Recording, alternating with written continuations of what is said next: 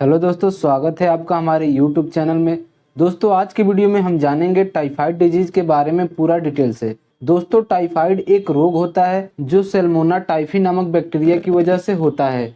ये जो बैक्टीरिया होता है वह गंदे जगहों पर होता है, जैसे गंदा पानी, नालों का पानी। तो होता क्या है, जो मक्खियाँ होती है वह वहाँ पर जाती है और उनके पैरों में लगकर वह गंदा पानी, उसी के साथ बैक्टीरिया भी लग जाते हैं। और वही मक्खी जब आपके भोजन अथवा किसी खाद्य पदार्थ पर आकर बैठ जाती है तो आपके खाने में वह बैक्टीरिया आ जाता है और जब आप उसे खाते हैं तो आपकी बॉडी में चला जाता है। और एक कारण और भी होता है टाइफाइड होने का। कई लोग मल मूत्र त्यागने के बाद अच्छे से हाथ को नहीं धोते हैं या उनके हाथों में बैक्टीरिया लगा होता है, तो उसकी वजह से भी कई लोगों को टाइफाइड हो जाता है। दोस्तों आज के दौर में यह बीमारी बहुत कॉमन हो गया है। कई लोगों में तो यह बैक्टीरिया लाइफ टाइम भी बना रह सकता है, अर्थात वह पर्सन भी इस बैक्टीरिया का एक कैरियर होते हैं। उनके अंदर तो वह बैक्टीरिया परमानेंट बना रहता है, लेकिन वह बैक्टीरिया उन्हें इफेक्ट नहीं करता है।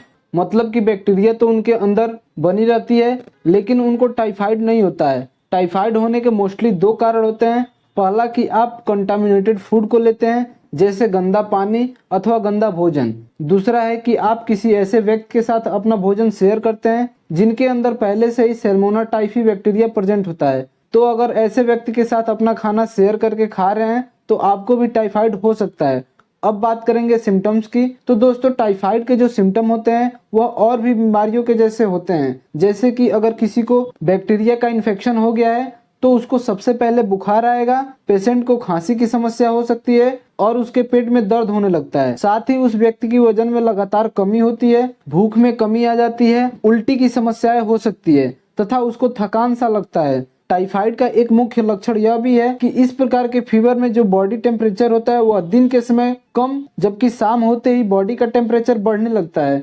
इसमें पेशेंट के बॉडी का टेम्परेचर लगभग 103 से 104 डिग्री फ़ारेनहाइट तक भी जा सकता है। तो यह एक मुख्य लक्षण होता है टाइफाइड के। अब हम बात करते हैं इन्वेस्टिगेशन अर्थात टाइफाइड की जांच की। तो सबसे पहले हम बात करते हैं विडाल टेस्ट के बारे में। तो विडाल टेस्ट जो होता है सबसे कम दाम में जांच होने वाली टाइफाइड का टेस्ट होता है और इससे हम इजिली टाइफाइड का जांच कर सकते हैं। अब बात करते हैं इसके बचाव की।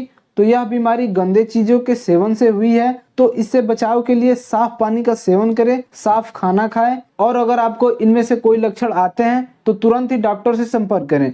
अब बात करते हैं इसके ट्रीटमेंट के लिए कौन कौन सी दवाओं का यूज करते हैं।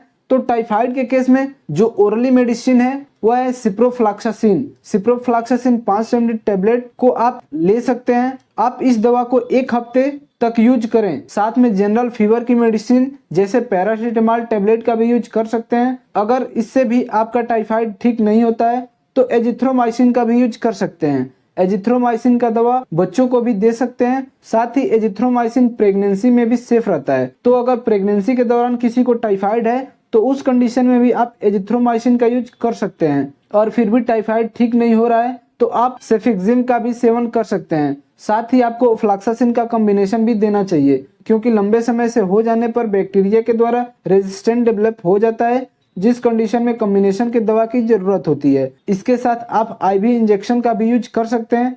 आईवी इंजेक्शन का मतलब होता है इंट्रावेनस, जो कि नस में लगाया जाता है। जो आईवी इंजेक्शन है वह है सेफ्ट्रैक्सोन। सेफ्ट्रैक्सोन का आईवी इंजेक्शन आप दे सकते हैं। ये सारी दवाएं आप लगातार 7 दिनों तक यूज करें, टाइफाइड बिल्कुल ठीक हो जाएगा।